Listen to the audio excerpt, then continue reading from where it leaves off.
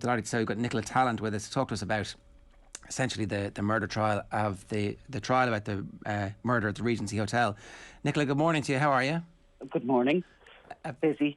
I would say so. A fairly dramatic 24 hours. In a scenario like this, there's always questions asked by people of us on Twitter and by text about why aren't you saying this, and this? And at what point do reporting restrictions kick in this process, and how much are we actually allowed to say at the moment?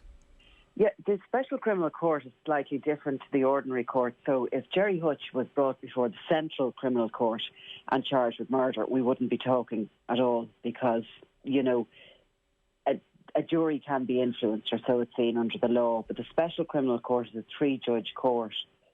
So while we're very respectful of the court and we accept that Gerry Hutch is being charged now yesterday evening with murder, he's innocent until found guilty. We can still talk about it. You know, we can talk about areas around it and what he's doing there and how he got there. There's a little bit more freedom when it's a 3-judge court. Okay, so in that context, what happened over the last 24 hours? So Hutch, as you may have heard there earlier this week, had failed in his bid to halt this extradition back to Ireland. The extradition warrant was issued last March. He got wind of it and went to ground, and he was arrested in August in a restaurant in Fungarola. And anyway, he fought the extradition through the Spanish courts, and 2 weeks ago he lost that. But the Spanish only sort of revealed the details of that this week, clearly when they had made arrangements with the Irish Gardaí to get him back here. So yesterday a military aircraft flew out from Baldonnel and came back in just before 7 o'clock. It landed out there in Baldonnel with the monk on board. He was charged by Detective Superintendent Paul Scott at the aerodrome at Baldonnel at 7:12, and then he was brought to the Special Criminal Court where a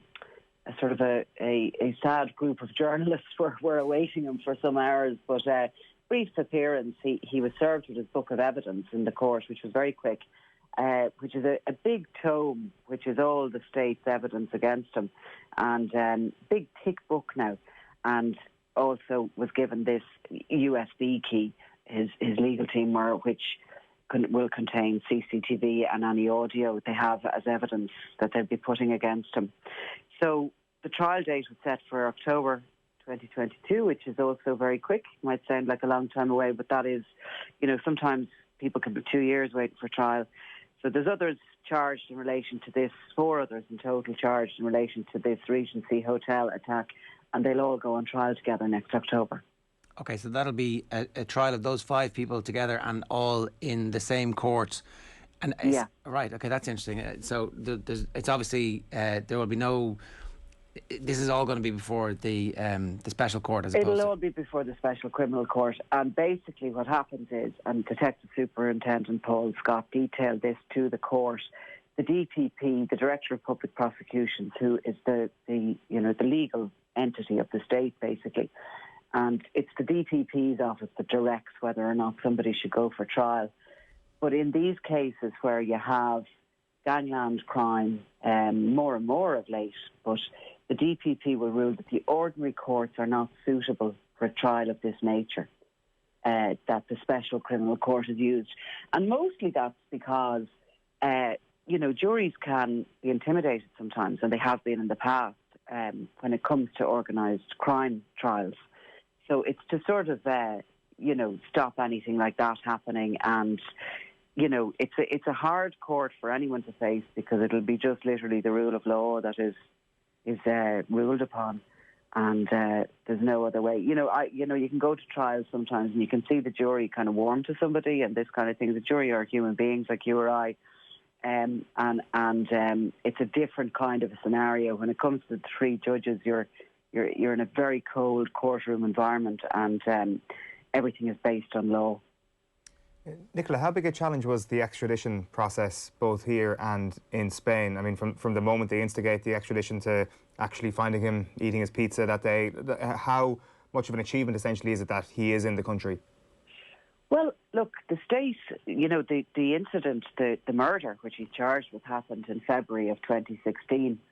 And his nephew, Patrick Hutch, was before the courts in the middle of a trial in relation to that murder when that trial essentially collapsed in 2019, I think that happened. A senior investigating officer died in the course of the trial, and the state issued a nolle prosequi, meaning he'd nothing to answer. So when after that happened, I don't know, I certainly didn't think we were going to see charges in relation to this Regency hotel. I thought that it was going to have to be parked.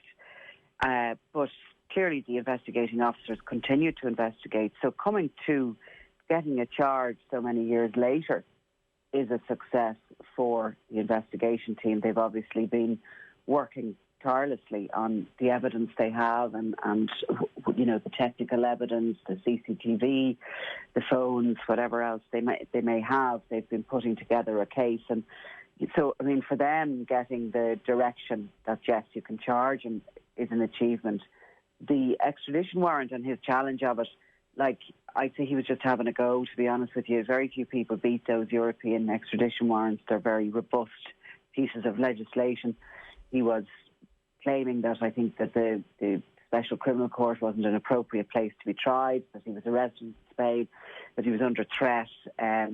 He was arguing that he shouldn't be sent home, but none of his arguments seemed to be robust enough to break that European arrest warrant, which is in place for decades. And Nicola, final question for me. So what happens now? I presume bail is out of the question. So where will the next 9-12 months? He'll probably look for bail. The court will have to examine whether or not he'll be given bail. I imagine he probably won't, but he might look for it. He's back up in 2 weeks' time. The court was told he's had his 2 vaccinations and he's had a COVID negative test. So he wants to meet his legal team over the next 2 weeks. I mean, there's no doubt but Hutch will be putting up a robust defence. And he was very relaxed yesterday. He was very tanned. He was very well dressed. He looked very well. And he sat in the court and he just took it all in. He was handed the book of evidence and he gave it over to his legal team. He's Brendan Graham as his senior counsel. And he'll be sitting down now to meet them over the next couple of weeks. He'll be putting together a defence. Okay, well, we'll obviously keep a very close eye on this. Essentially, after that happens, there's not likely to be much before the trial starts. Is that correct? Well, I mean, look, there'll be hearings and this, that, and the other. There'll be a few hearings, and no, there won't be much. I mean, really, until that trial opens, we don't know exactly what evidence the state believes they have against Hutch or any of the other 4 men. Usually in a trial, if you want a kind of an overview, there's an opening statement made by the state, the prosecution, and there would be one made by the defence. And those early 2 days will give you an overview of what's to come. So, when it opens, then we'll get an idea very quickly what they have. All right. Nicola Tallant of the Sunday World, thanks a million for joining us. Cheers. Thank you. It's Nicola Tallant there giving us some thoughts on the latest developments in the murder trial. We'll keep a close eye on that, as I said. OTB AM is brought to you by Gillette. Good morning. Start with Gillette. Put your best face forward with their new and improved razors.